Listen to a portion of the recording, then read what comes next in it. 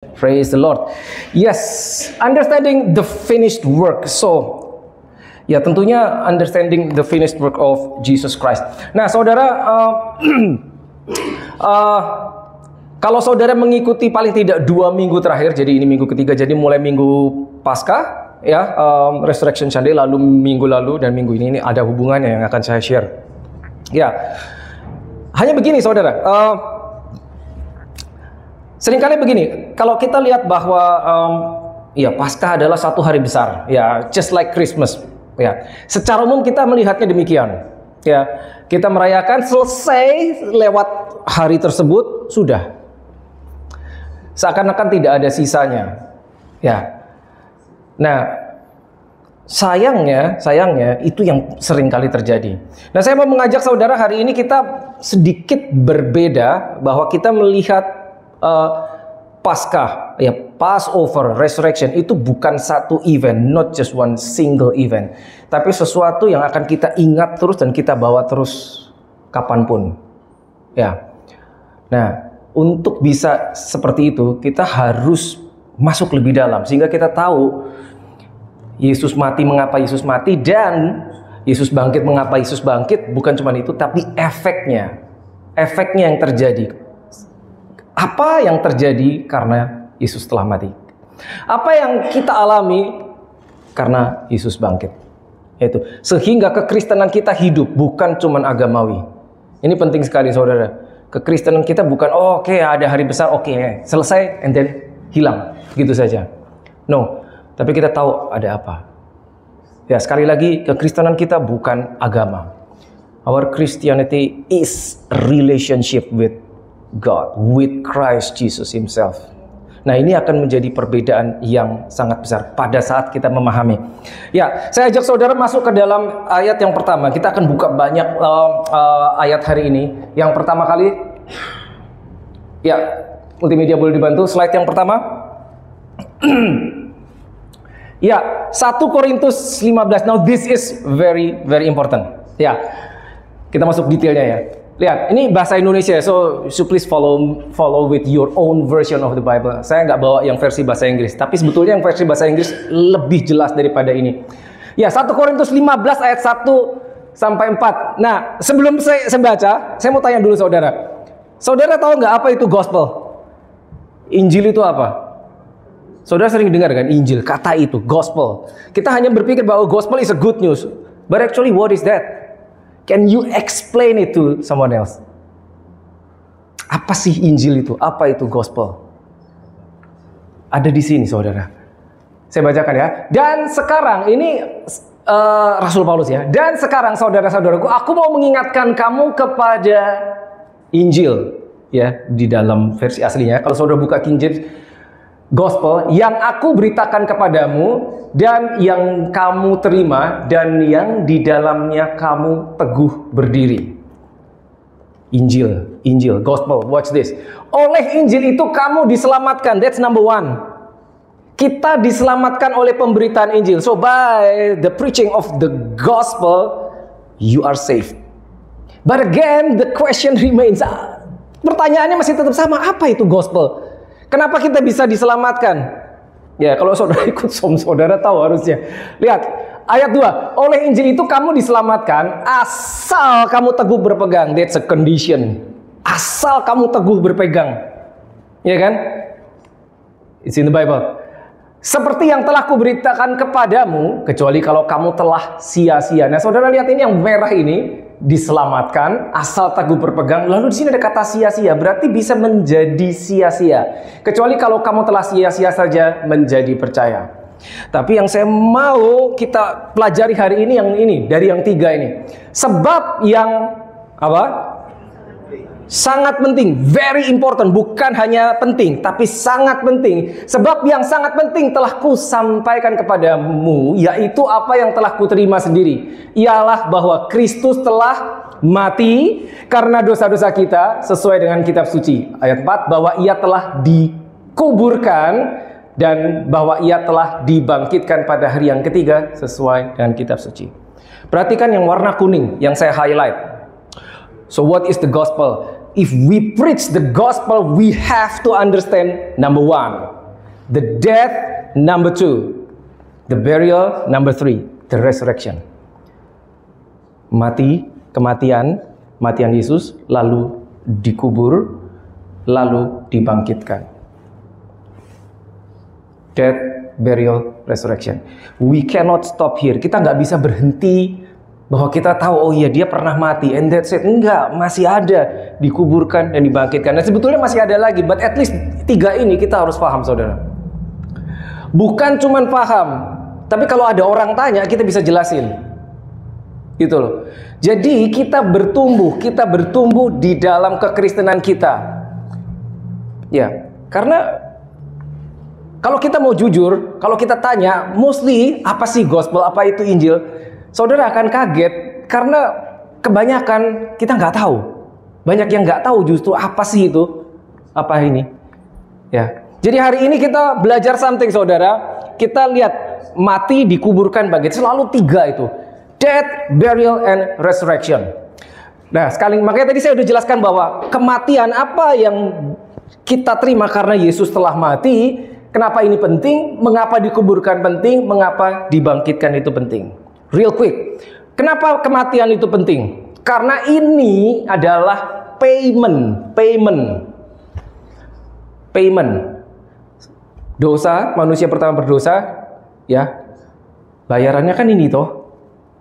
Paymentnya adalah mati. Karena kalau saudara mundur ke kitab Kejadian, Allah sudah bilang, Bapa bilang bahwa pada saat engkau memakan buah itu engkau pasti mati. Ingat ya cerita itu ya. Ya. Ini kita tahu ceritanya manusia memakan buah itu sehingga harus mati. Tapi kan tidak langsung mati. Adam kan nggak langsung mati, drop dead like that, nggak kan? Dia masih hidup 900 tahun lebih. Nah, sehingga ini hutang harus dibayar. Gimana pun namanya hutang harus dibayar. Somebody has to die.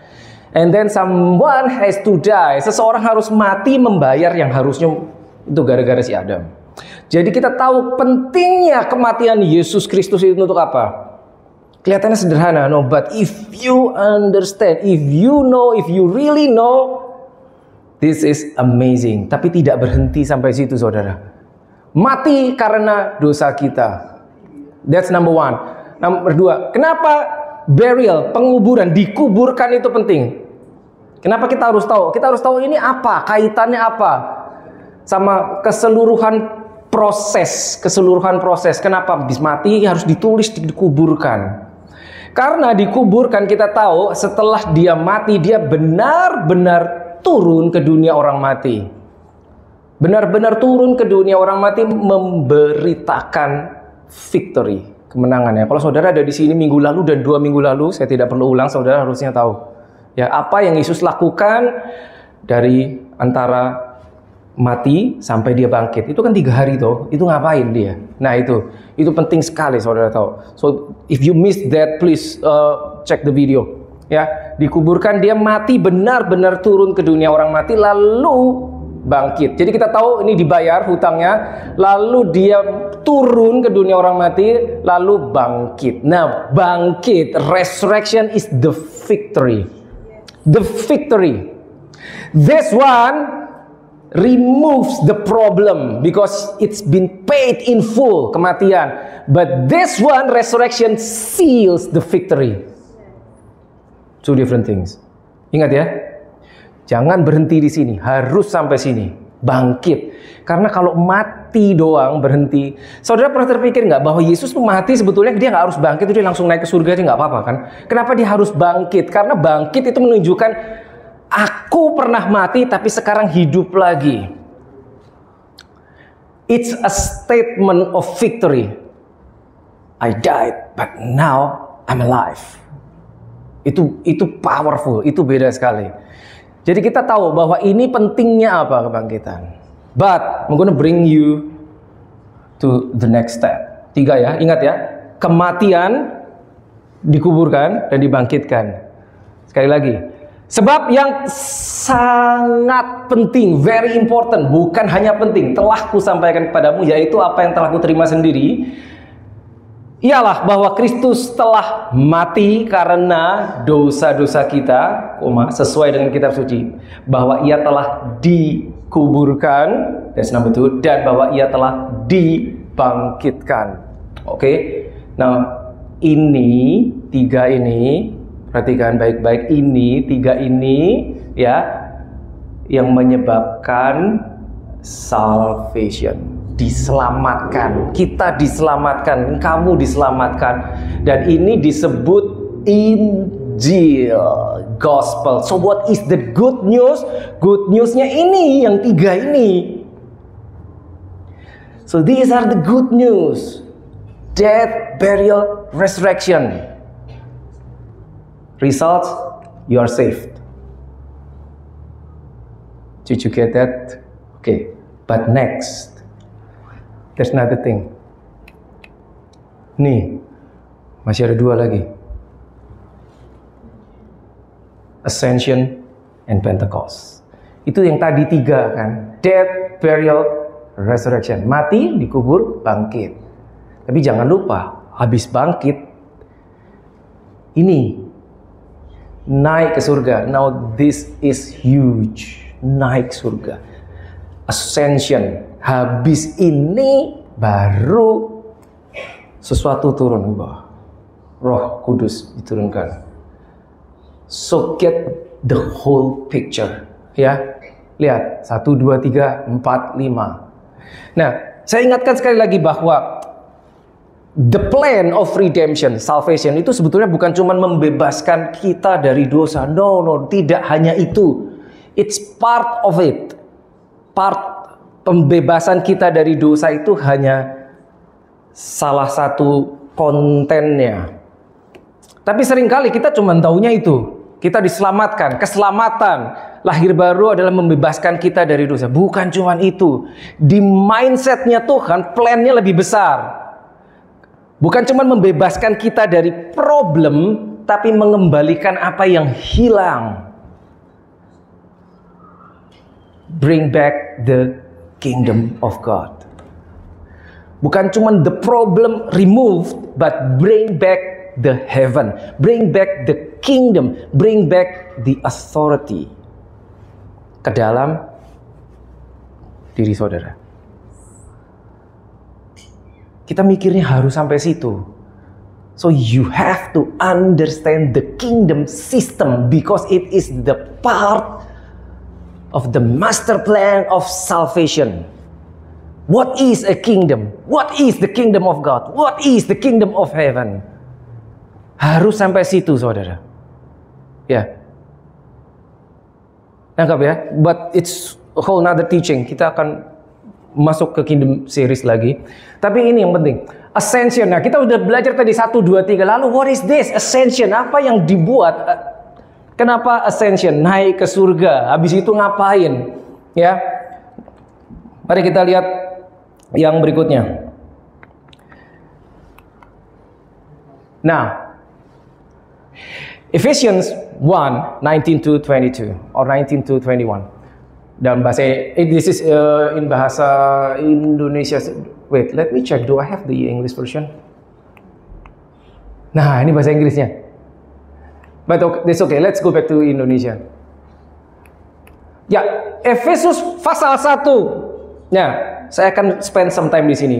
We're gonna have to make sure that you really understand everything here. Now this is huge.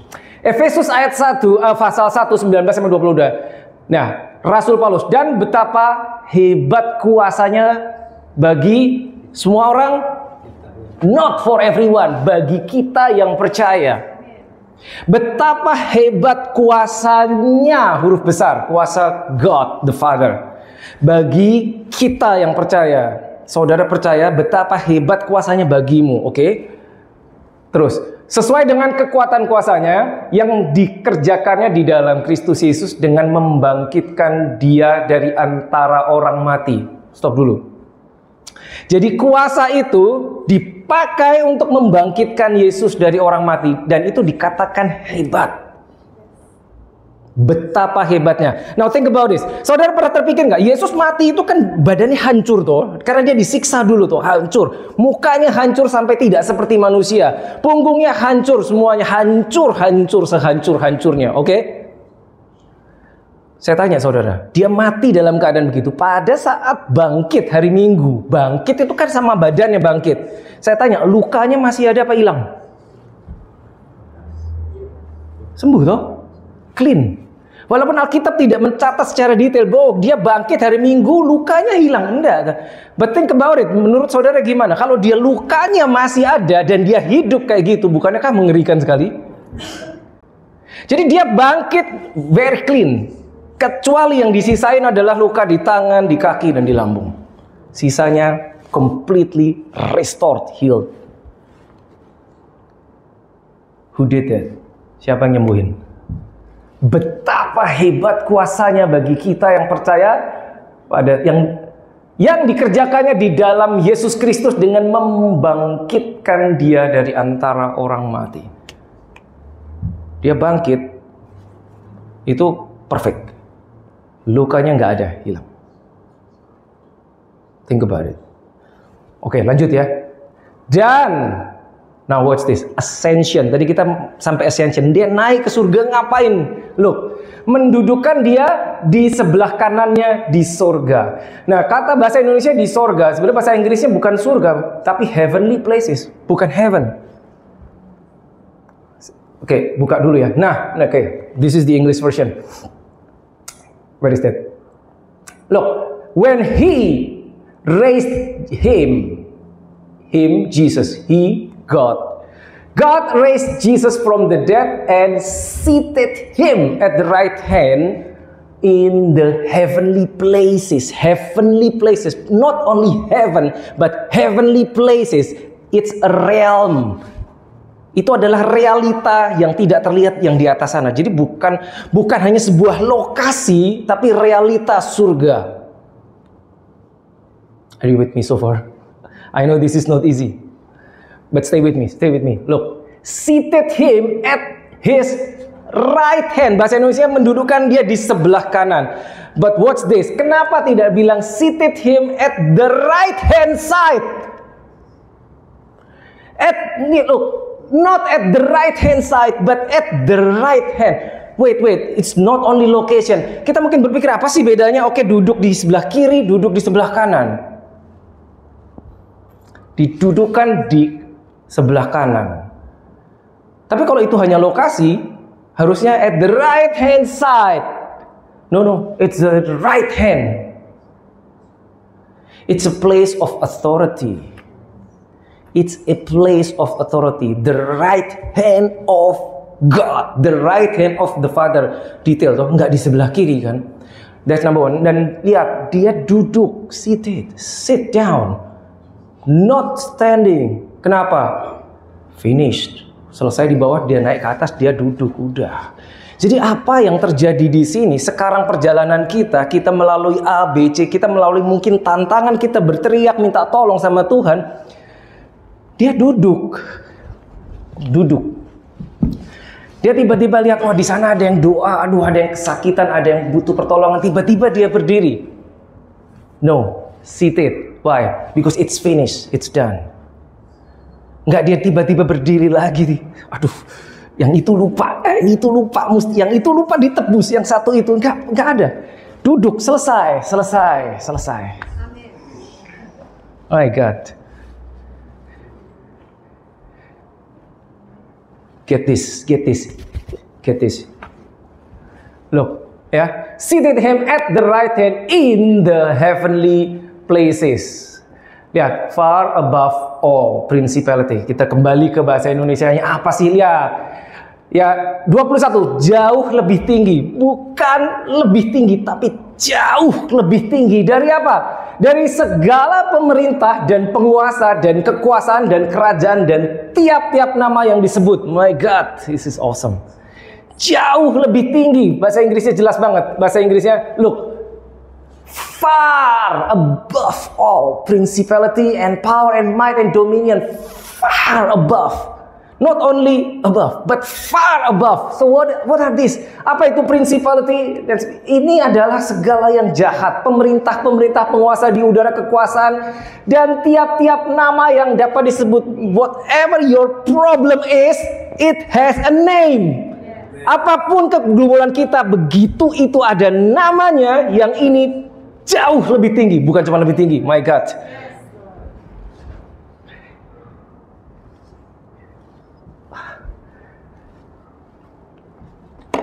Nafas dulu. Oh dear Jesus, haleluya. Alamasyikirat. Jauh lebih tinggi dari tiap nama yang bisa disebut. Duduk lagi, dia nggak berdiri. Selesai. Tiba-tiba kita mengalami sesuatu yang berat, ini jauh lebih tinggi. Dia nggak tiba-tiba berdiri. No, selesai. Selesai. If this is not good enough, wait, we're not done yet. Just hang on. Look, bukan hanya di dunia ini saja, melainkan juga di dunia yang akan datang. Oh, akan datang. So, berapa banyak kita khawatir akan yang ada di depan? Seringkali kita khawatir gimana nanti, minggu depan, bulan depan, tahun depan, 5 tahun, 20 tahun lagi, gimana nanti kalau things to come. Lah, di dunia yang akan datang jauh lebih tinggi. Dan segala sesuatu telah now this is amazing. Look, segala sesuatu telah diletakkannya di bawah kaki Kristus. Lihat, dia duduk, segala sesuatu means everything. Everything you can imagine diletakkan di bawah kaki Kristus. Tapi belum selesai. Dan dia telah diberikannya kepada jemaat sebagai kepala dari segala yang ada. Kristus Yesus adalah kepala dari jemaat. Jemaat itu saudara dan saya.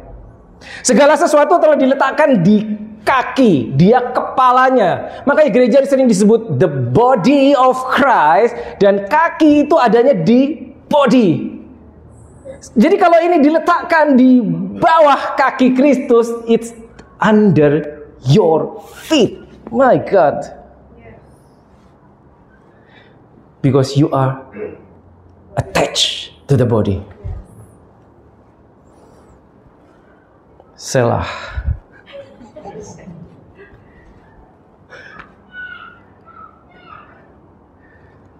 Harus dicerna dulu, direnungkan. We're not done yet. Masih ada lagi. Masih ada lagi. Belum habis, saudara. Lihat, Ephesians 1:19-22. This is amazing. But what's more amazing than this, lebih luar biasa dari ini adalah, lihat, pasal 2, pasal berikutnya. Tadi kan Efesus 1, ini Efesus 2. Itu tadi Yesus naik, lalu dia duduk di sebelah kanan Allah Bapa. Nah sekarang what happened to you? And has raised us. Membangkitkan kita, menaikkan kita juga, dan memberikan tempat di mana? Bersama-sama dengan Dia. Made us sit or stand? Ingat, Yesus duduk toh. Sekarang kamu didudukkan apa suruh berdiri? Duduk juga. Di mana? Look, together in heavenly places. Tadi kan heavenly places. Ini juga gitu. Dengan Dia. In Christ Jesus. That's your position. That is His position. Ascended, duduk di sebelah kanan Bapa. But now even better. That is your position.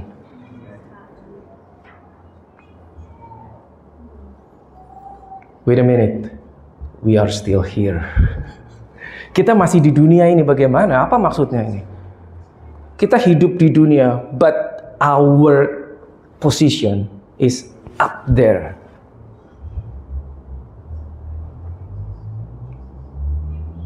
Now you have to understand this by faith. By faith. Ini luar biasa, saudara. Kalau saudara bisa paham ini.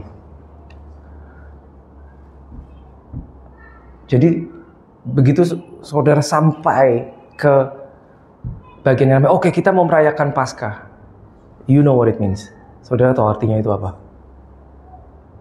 Bukan cuma hari raya. No. Hari raya has no power. Bukan hari raya. is something given to you. Raised us up together and made us sit together in the heavenly places in Christ Jesus.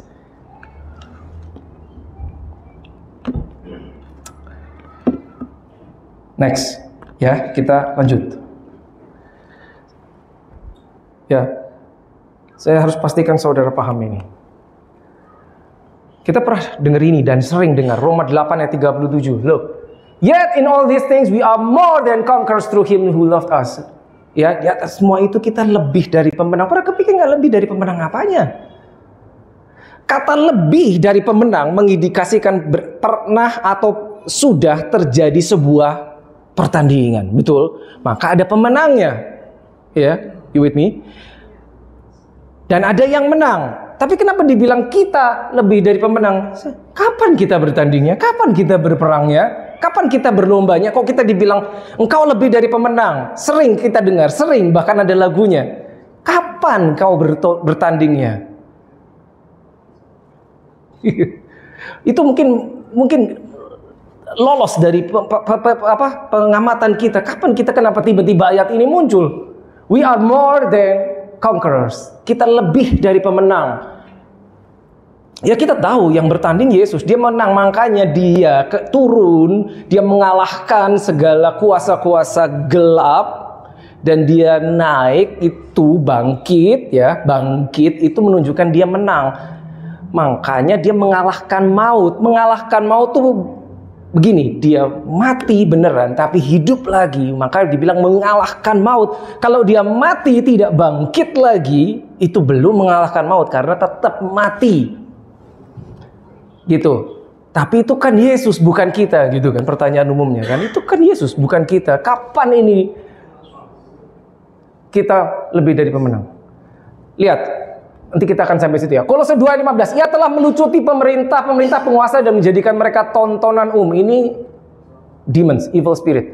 Dalam kemenangannya atas mereka. Tadi kita tahu dia mati, dia turun ke dunia orang mati, dia mengalahkan musuh-musuhnya, dia merebut kunci maut. Ya kan? Yesus yang melakukannya. Melucuti dan menjadikan mereka tontonan umum. Saya nggak ada waktu untuk menjelaskan apa ini maksudnya tontonan, but this is amazing. Kalau kita tahu maksudnya apa dijadikan tontonan umum. Look, Roma 8 ayat 1 dan 2. Lihat. There is therefore, nah ini bahasa Inggrisnya ya saudara. There is therefore now, present tense. Watch this. This is present tense, not future, not in the past. There is therefore now no condemnation to those who are in Christ Jesus. Siapa yang di tempat ini berada di dalam Yesus Kristus. So if you're born again, you believe Him, saudara lahir baru, engkau percaya Dia, engkau berada di dalam Dia. Okay, you got that? Dan Dia menang. Makanya tanpa bertanding kita menang. Maka dibilang kita lebih dari pemenang karena kita menikmati kemenangannya, yang bertanding Dia. Tapi kemenangan diberikan kepada kita tanpa kita yang bertanding. Kita menerimanya by faith. Maka dibilang kita lebih dari pemenang. Tapi lihat, in Christ Jesus, kita harus di dalam Dia. No condemnation, tidak ada condemnation, tidak ada. Who do not walk according to the flesh, but according to the Spirit. Jadi ini conditional, saudara ya. Oke, kita nggak bahas ini. Tapi ini yang ayat 2. For the law of the Spirit of life in Christ Jesus has made us free from the law of sin and death. Lihat, dua hukum, dua laws. Hukum pertama adalah ini, law of the Spirit of life. Hukum roh di dalam Kristus. Oke. Hukum kedua adalah ini, the law of sin and death. Hukum dosa dan maut. Dua toh? Iya kan? Dua hukum. Hukum itu bersifat mengikat. Barang siapa ada di dalam jurisdiction satu hukum, dia terikat tunduk kepada hukum tersebut. Kalau kita ada di Australia sebagai orang Australia, kita terikat berada di bawah hukum negeri ini. Meskipun kita mungkin lahir di Indonesia, tapi kita tidak terikat hukum di sana karena kita bukan orang Indonesia atau kita tidak hidup di sana. Nangkap ya maksudnya? We are under law. Setiap dari kita pasti berada di dalam jurisdiction sebuah hukum. Nah, ini ada dua hukum. Hukum dosa dan maut, ya. Hukum dosa, satu lagi hukum roh dalam Kristus. Nah, ini dibilang apa?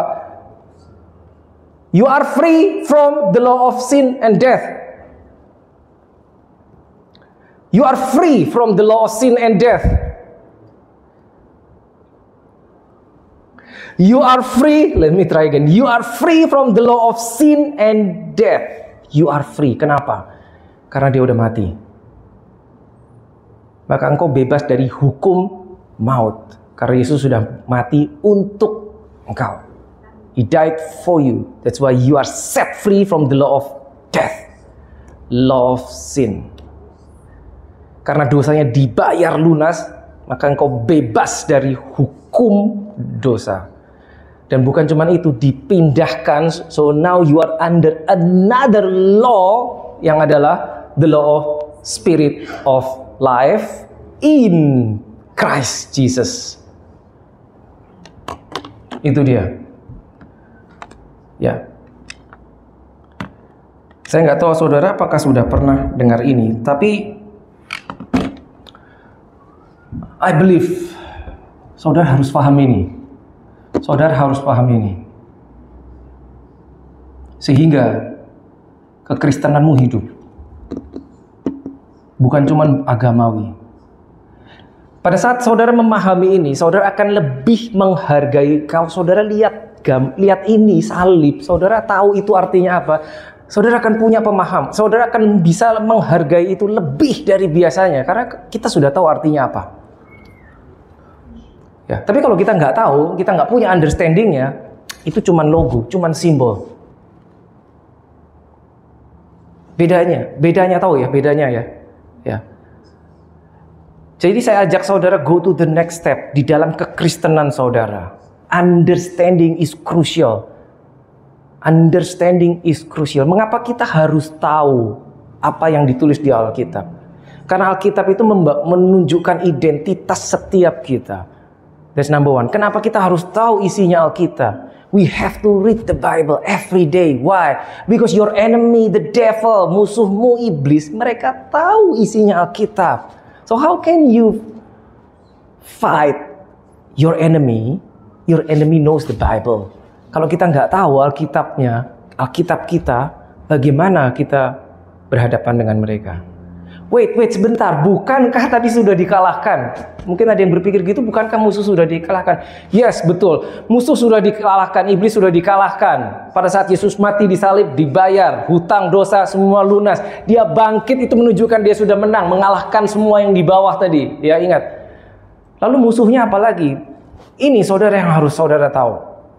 Mereka masih bisa menggunakan agents of darkness, orang-orang yang tidak percaya, orang-orang yang cenderung melakukan kejahatan, itu di balik mereka itu ada sponsornya, yaitu Kingdom of Darkness. Mereka menggunakan manusia juga, ya, untuk mengguncang hidup kita.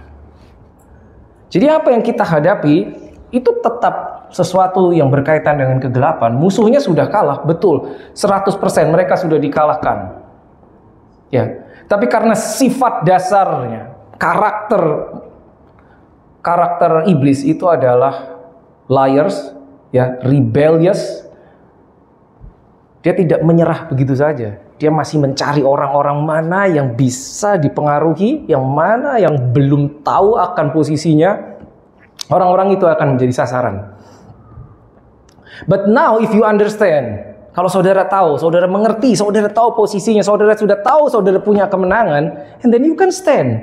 Saudara bisa berdiri. Saudara tahu, oh saya sudah tahu, saya menang, saya sudah menang, saya sudah punya kemenangan, saya diberikan kemenangan, saya tahu apa yang bisa saya lakukan. Itu beda ceritanya. Ya. So, death, burial, resurrection, ascension, satu lagi, Pentecost. Turun Roh Kudus. Ya, saya nggak bahas tentang Roh Kudus diturunkan hari ini. Saya nggak bahas ini. Itu another session nanti menjelang Pentecost. Saya akan ceritakan apa significance-nya pada saat Roh Kudus diturunkan. Sekali lagi, kalau kita tidak paham, mau puluhan tahun kita ke gereja setiap minggu nggak pernah bolong, kekristenan kita hanya agama, no power. Tidak ada kuasanya.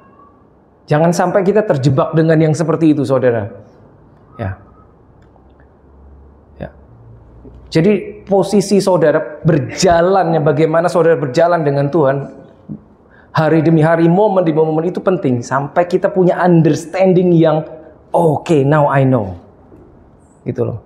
Sekali lagi, gambar besarnya adalah dia menyelamatkan kita, menyelamatkan seluruh umat manusia. Sekali lagi, bukan hanya untuk membebaskan kita dari dosa. Membebaskan kita dari dosa itu, yes, it's part of redemption plan. It's part of salvation. But greater than that adalah mengembalikan posisi kita di dalam the kingdom of heaven.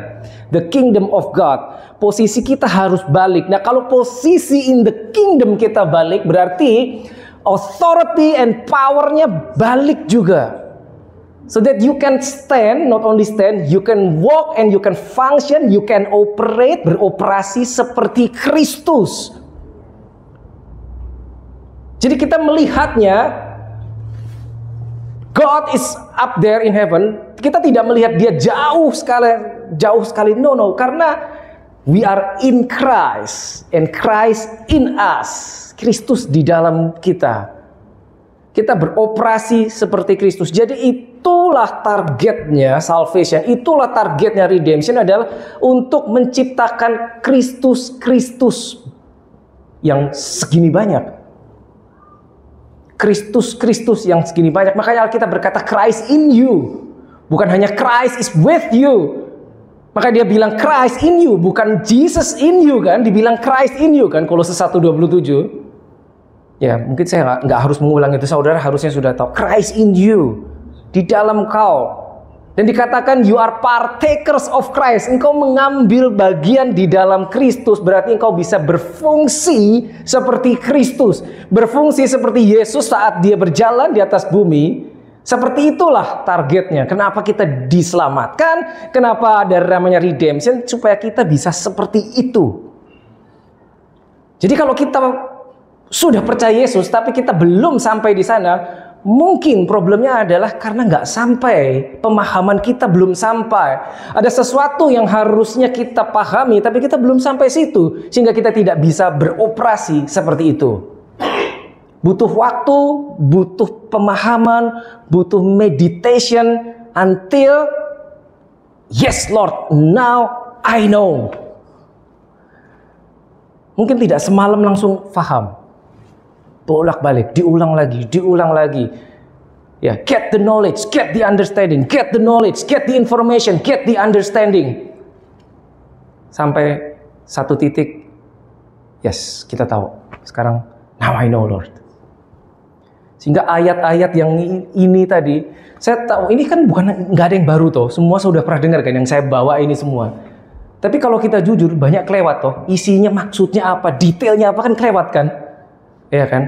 Hanya kelewatnya kayak itu lebih dari pemenang. Oke, ya artinya apa lebih dari pemenang? Ya kan seperti itu kan? Ya. Ini lagi. Oke, let's carry on. One more. Harusnya masih satu. Ya. Yohanes 8:31 sampai 32. Ya. Maka katanya kepada orang-orang Yahudi yang percaya kepadanya. Nah, yang ini yang paling sering kita dengar adalah yang yang 32-nya. Ini. Nah, ini yang 32. Dan kamu akan mengetahui kebenaran, dan kebenaran itu akan memerdekakan kamu. Ini memerdekakan kamu. Kita orang-orang merdeka karena kita dimerdekakan. You shall know the truth, and the truth will set you free. Ratusan kali kita dengar. Itu ayat 32, John 8:32. Tapi yang 31 jarang kita tahu. Lihat. Maka kata Yesus kepada orang-orang Yahudi yang percaya kepadanya, kata Yesus kepada kita yang percaya, look, jikalau, conditional toh. Kalau saudara lihat di Alkitab dan saudara ketemu kata if atau jikalau, itu conditional. Jikalau kamu tetap dalam firman-Ku, kamu benar-benar adalah muridku. Lihat, kamu tetap di dalam firman. Jika kamu tetap di dalam firman, saudara ngerti maksudnya tetap di dalam firman itu apa? Saudara, firman ini adalah Yesus sendiri. Yohanes 1 ayat 1 kan berkata gitu kan, ya. In the beginning was God. Ya, and was the word was with God, and the word was God. Ya kan, Yohanes 1 ayat 1. Jadi firman ini adalah Tuhan sendiri. Jikalau kamu tetap di dalam firman. Makanya tadi saya bilang pentingnya kita setiap hari membaca Alkitab. Terlepas dari profesi kita apa, kesibukan kita apa, every day we need the word of God. Karena itu identitas kita, itulah kita di dalam firman. Maka jika itu terjadi, kita baru disebut murid. Jika kita di dalam firman, kita dikategorikan sebagai murid. Dan akibatnya kita tahu kebenaran. Dan akibatnya lebih jauh, begitu kita tahu kebenaran, maka ini, you are set free. Tapi jikalau, nggak otomatis. Jikalau, gitu loh.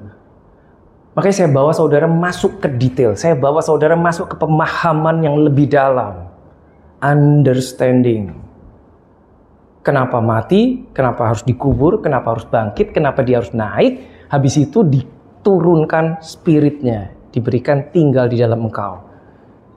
Itu penting. Karena untuk menciptakan orang-orang yang bisa berjalan seperti Kristus. Itu dia. Worship team boleh kembali. I'll close with this. Thank you Jesus. Roma 6:23 mengatakan the wages of sin is death. Upah dosa adalah maut.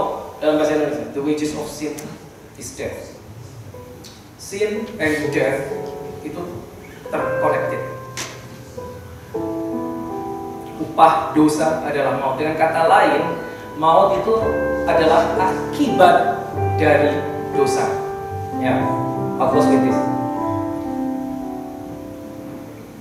Jadi jika tidak ada dosa, tidak bisa maut berkuasa. Tidak bisa. Saudara sadar gak? Yesus itu nggak bisa mati. Meskipun dia pada saat dia berjalan di atas bumi 3,5 tahun sebagai manusia, dia manusia 100%. Dia tidak bisa mati sebetulnya. Dia tidak bisa dibunuh. Saudara tahu berapa kali dia berusaha dibunuh kan? Mau dijorokin jurang, mau dilemparin batu.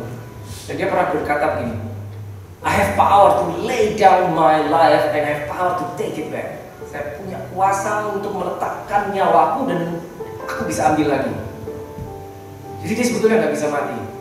Jadi faktanya bahwa dia mati di salib itu karena dia meletakkan nyawanya, menyerahkan nyawanya. Alkitab tadi berkata, ya, Kemalan 23, upah dosa adalah maut. Jadi pada saat Yesus tergantung, ingat, dia tergantung, itu dia menjadi dosa. Dia harus menjadi dosa, dia harus menjadi satu dengan dosa meskipun dia tidak berdosa, supaya maut bisa datang. Mungkin saudara belum pernah pikir gitu. Karena kalau dia tidak menjadi dosa, dia nggak mati-mati. Dia nggak mati-mati, dia nggak bisa mati. Jadi untuk supaya maut bisa datang, dia harus menjadi dosa. Jangan kita katakan, He who knew no sin, he became sin. He who knew no sin. Dia yang tidak mengenal dosa menjadi dosa, supaya maut itu bisa datang. Dan yang perlu kita ingat adalah itu dia lakukan untuk kita, Harusnya kita yang mengalami itu. Nah, makanya kita lebih dari pemenang, karena kita menerima hasilnya, menerima efeknya yang dia berikan buat kita. Bukan kita yang digantung, dia yang digantung, tapi akibatnya kematian dia, ya, diberikan kepada kita. Makanya kita lebih dari pemenang, more than conqueror. Saya ingatkan satu lagi, ya. Remember Ephesians 1 19 to 22 and Ephesians 2 verse 6. Your position is up there in Christ Jesus. Your position is up there. You are still here, but your position is up there in the heavenly realms. Not only in the heaven, not just a location up there because we are still here, but it's a realm. Itu realita. By faith, we can operate like that. So we are up there looking down. So whatever that we are facing, apapun yang kita hadapi, kita melihatnya begini. Under your feet. Let's pray.